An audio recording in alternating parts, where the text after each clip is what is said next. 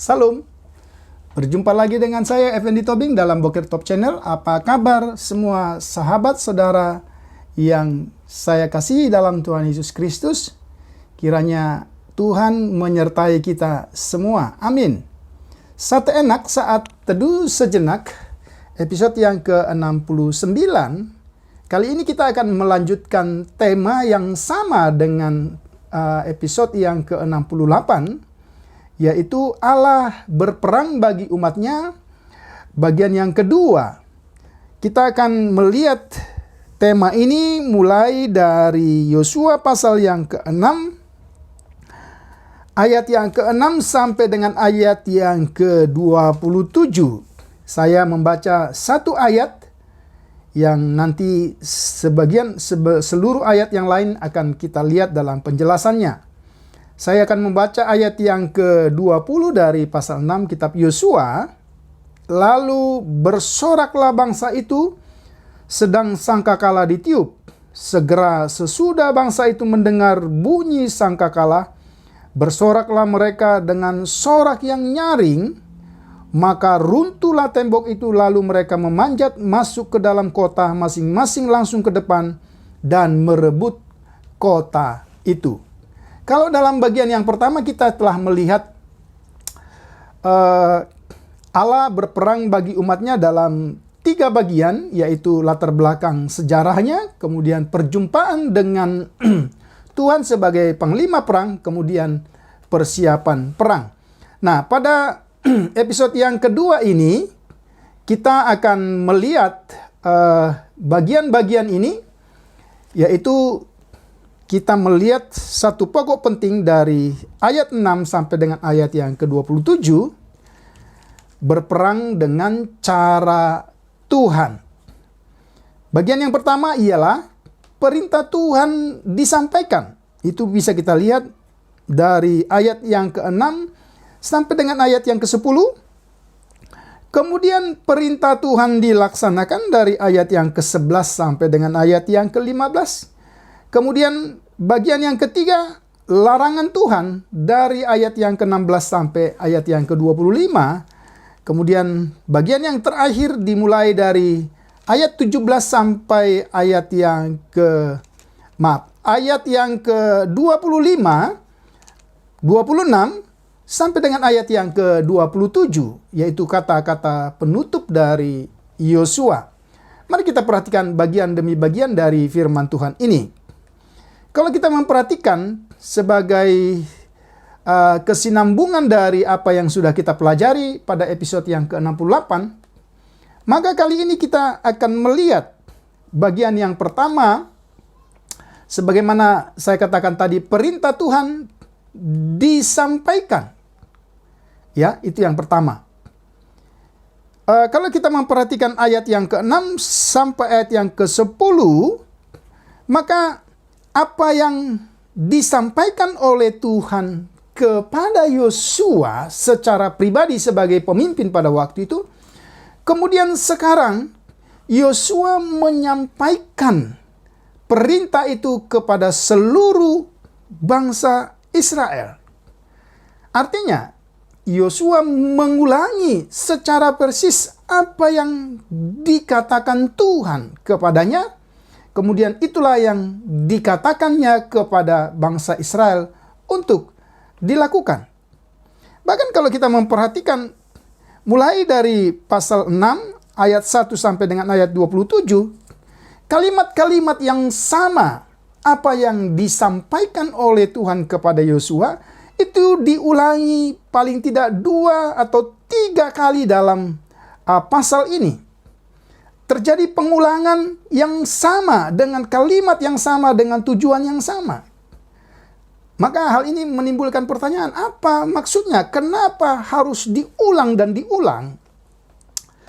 Kalau kita memperhatikan dalam satu prinsip, khususnya ketika kita membaca satu bagian dari Perjanjian Lama yang berbentuk prosa, atau dengan kata lain satu paparan peristiwa, kemudian di sana terdapat pengulangan, itu berarti menunjukkan ada sesuatu yang ingin disampaikan dengan penekanan. Ada sesuatu yang perlu diketahui dengan pasti sehingga perlu diulang. Ada penekanan. Nah, kalau kita memperhatikan apa yang diulang, yaitu perintah yang sama diulang sampai kurang lebih 2-3 kali dalam pasal 6 ini, itu mau menunjukkan kepada kita bahwa bangsa Israel, termasuk juga Yosua, sesungguhnya harus percaya kepada apa yang Tuhan sampaikan. Dan ketika kita mencoba melihat 1-2 kali pengulangan ini dengan bahasa yang sama, dengan isi yang sama, maka kita bisa menemukan jawabnya. Mengapa Tuhan mengulang?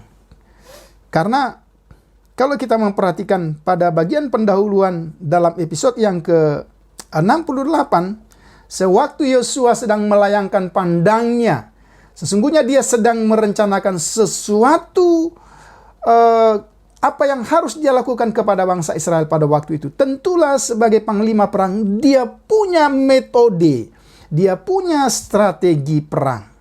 Namun kemudian, apa yang dia angan-angankan, apa yang dia rencanakan, apa yang ingin dia lakukan itu semuanya pupus.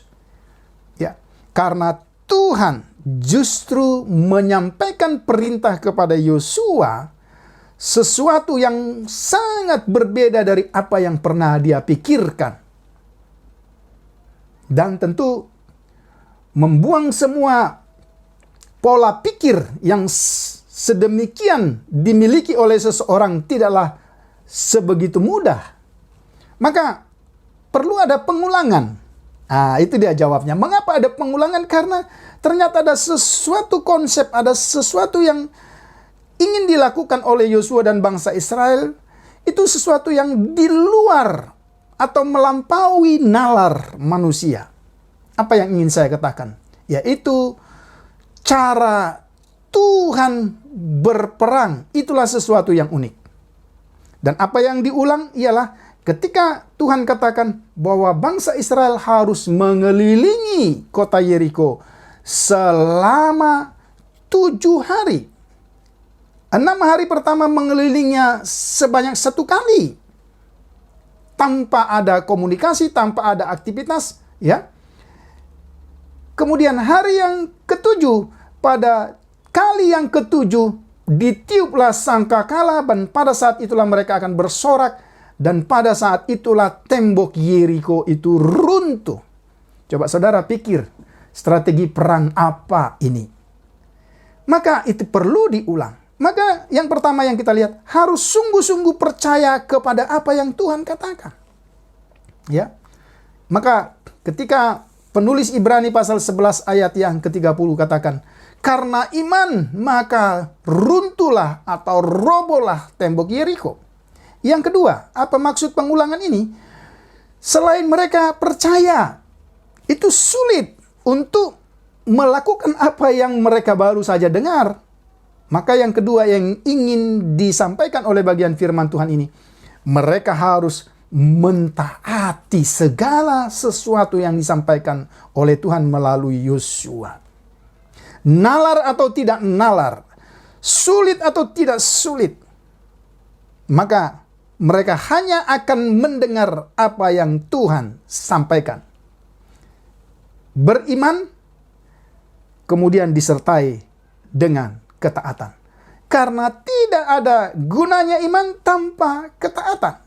Kemudian tidak ada gunanya ketaatan kalau kita tidak dasarkan kepada iman kita. Kita perhatikan. Itu yang pertama yang bisa kita lihat. Kemudian yang kedua, rencana Tuhan dilaksanakan. Itu kita bisa lihat dari ayat 11 sampai 17. Sesuai dengan perintah Tuhan, kemudian bangsa Israel melakukan apa yang Tuhan perintahkan. Sekali lagi, ya, mereka harus mengelilingi kota Yeriko sebanyak 7 kali. Pada hari yang ketujuh, mereka akan mengelilinginya 7 kali. Kemudian pada kali yang ketujuh, mereka harus meniup sangkakala dan mereka bersorak. Saudara perhatikan, sesungguhnya kalau kita mencoba melihat catatan dalam sejarah Alkitab, maka luas kota Yeriko dikatakan tidak lebih dari 8 km. Sehingga itu dapat dikelilingi paling tidak 1 sampai 2 jam itu selesai. Ya. Tapi yang ingin saya katakan, rencana Tuhan dilaksanakan ini, pastilah apa yang terjadi itu didengar dan mungkin juga diamati oleh orang-orang Yeriko. Ya. Dan ketika mereka mengelilingi itu 1 kali, kemudian besoknya 1 kali, sampai 7 kali.